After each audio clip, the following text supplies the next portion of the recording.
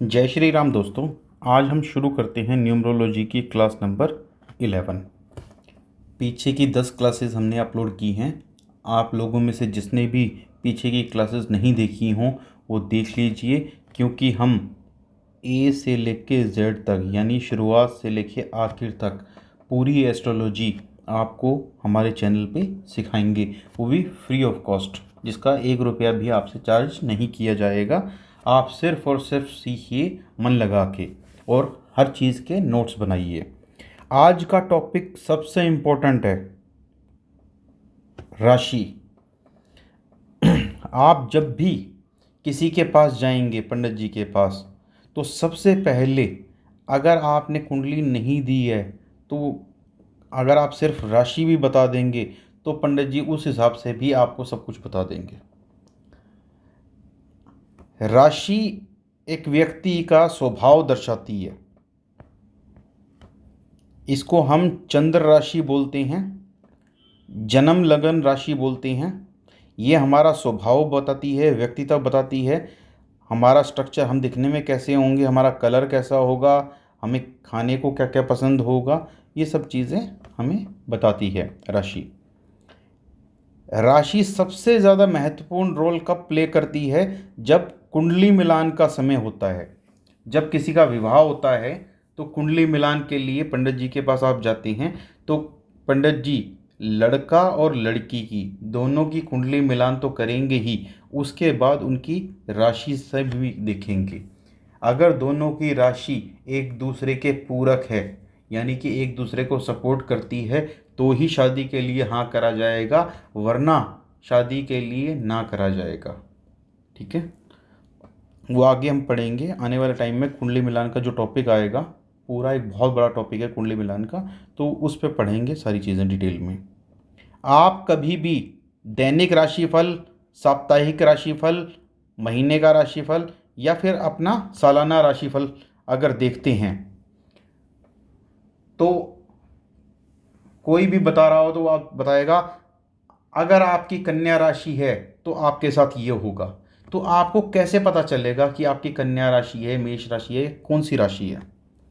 तो वो भी डिपेंड करता है डेली का वर्षफल देखने के लिए, डेली का, वीकली का या वार्षिक जो हॉरोस्कोप होता है या गणना होती है वो देखने के लिए। आपका डेली बेस पे मूड कैसा रहेगा वो डिपेंड करता है आपकी राशि पे, कि आपकी राशि कौन सी है और आपकी राशि से चंद्रमा कौन सी राशि में गोचर कर रहे हैं, वो डिपेंड करता है। और वही आपका मूड डिसाइड करता है कि एक व्यक्ति आज उदास है, एक व्यक्ति आज खुश है। ठीक है, तो ये अलग अलग जो मूड्स होते हैं वो डिपेंड करते हैं आपकी राशि पे। जब भी कोई बच्चा जन्म लेता है तो उसके जन्म लेने के बाद उसका नाम डिसाइड होता है बच्चे का। वो नाम का फिक्सेशन होने के लिए हमें राशि पता होनी चाहिए। अगर बच्चे की राशि पता होगी तो ही उसका नामकरण हो सकता है, वरना उसका नामकरण फिर तो वैसे कोई कुछ भी रख दो। ठीक है, जो असली नामकरण होना चाहिए वो उसके राशि पता होती है, तभी हो पाता है। किसी भी तरह का मुहूर्त कैलकुलेशन करवाना है आपको, शादी का, आप प्रॉपर्टी ले रहे हैं, व्हीकल ले रहे हैं, आप दुकान ले रहे हैं, आप कहीं की नींव रख रहे हैं, ठीक है, कोई भी है, बच्चे का मुंडन कराना है, कोई भी किसी भी तरह का इवेंट है, उसका मुहूर्त कैलकुलेशन करवाना है, तो उसके लिए भी राशि का पता होना बहुत ज़रूरी है। ये तो कुछ चंद पॉइंट हैं, वैसे राशि का बहुत महत्व है और बहुत डीप टॉपिक है, तो इसको हम आगे आने वाली वीडियोस में समझते रहेंगे। हमने लास्ट वीडियोस में बात करी थी कि 12 तरह की राशियां होती हैं, 1 से लेके और 12। एरीज को बोलते हैं मेष राशि, टोरस को बोलते हैं वृषभ राशि, जेमिनी को बोलते हैं मिथुन राशि, कर्क राशि बोलते हैं कैंसर को, लियो सिंह, वर्गो कन्या राशि, लिब्रा तुला राशि, स्कॉर्पियो वृश्चिक, सेजिटेरियस धनु राशि, कैप्रिकॉन मकर राशि, एक्वेरियस कुंभ राशि और पाइसेस मीन राशि। ये 12 राशि होती हैं। ये इंग्लिश नेम है और ये हिंदी नेम है। ठीक है। अब राशि कैसे पता करें? आपकी कुंडली में, हिंदी में कुंडली देखेंगे तो वहाँ पे ऐसे च लिखा होगा, इसका मतलब है चंद्रमा। और इंग्लिश में देखेंगे कुंडली तो MO लिखा होगा, मून। ठीक है। अब जहाँ भी च लिखा है या MO लिखा है वहाँ पे 1 से लेके 12 तक कौन सी राशि है ये आपको देखना है।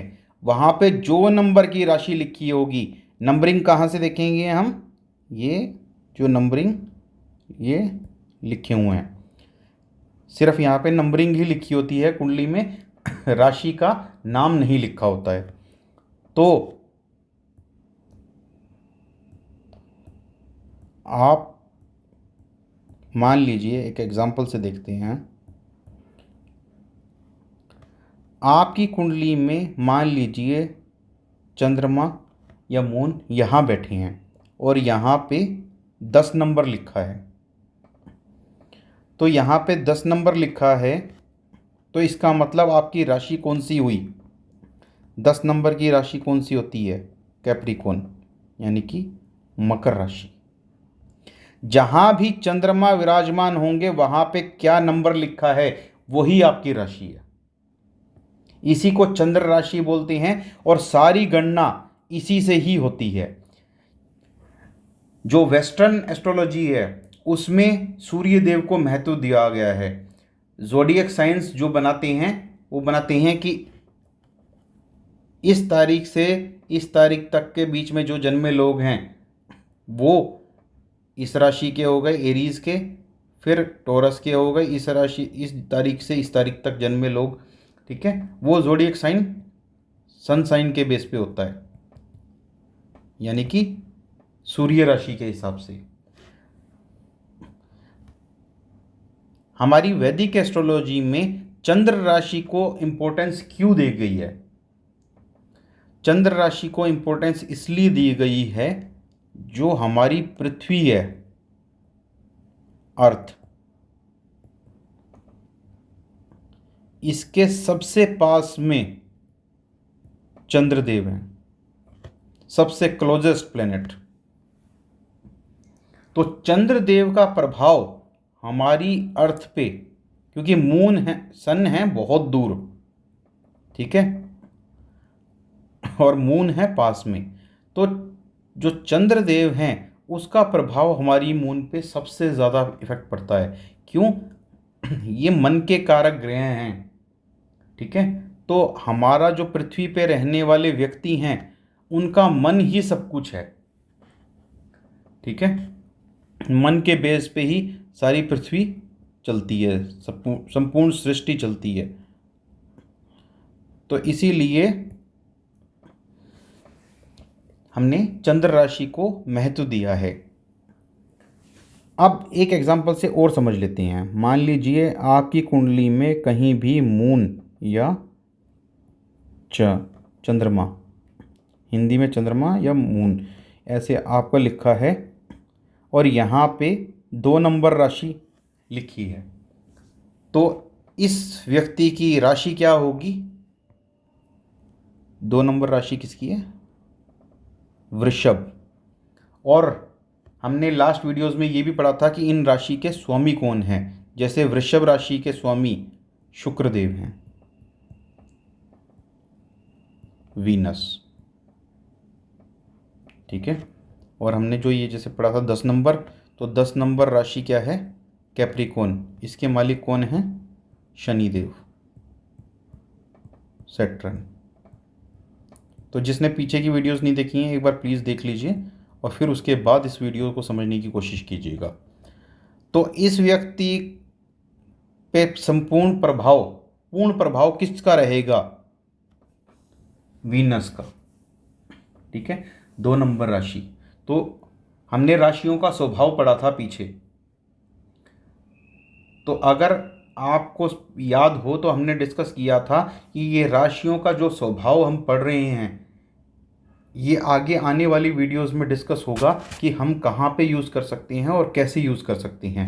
अब जो हमारी चंद्र राशि होगी वही हमारा व्यक्तित्व होगा, वही हमारा स्वभाव होगा, हम दिखने में वैसे ही होंगे। ठीक है, और भी कुछ बातें डिपेंड करेंगी लेकिन मोस्टली ऐसे ही है। तो पीछे जाके राशियों का स्वभाव पढ़ लीजिएगा आप, वही राशि का जो स्वभाव होगा मोस्टली 80% वही क्वालिटीज़ होंगी आपके अंदर, और भी कुछ क्वालिटीज़ होंगी, वो डिपेंड करता है लगन पे और लग्नेश पे।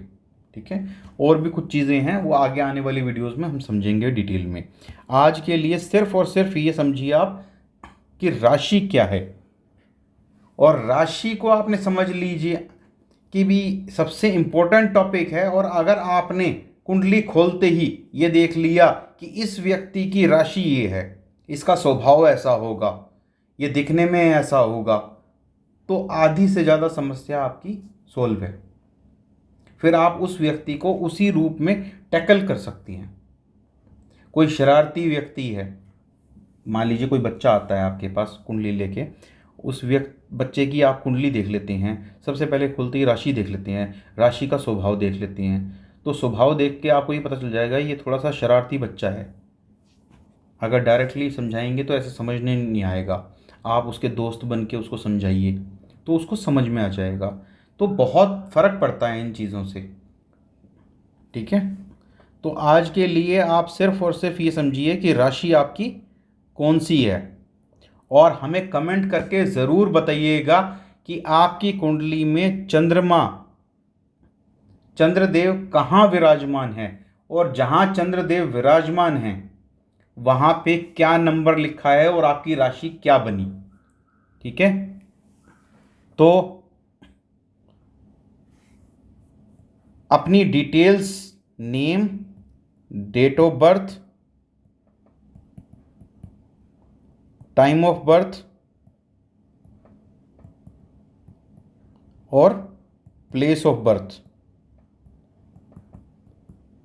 ये सारी चीज़ें मेंशन करके, और इसके बाद एक कॉलम बना लीजिएगा, उसको भी लिखिएगा राशि।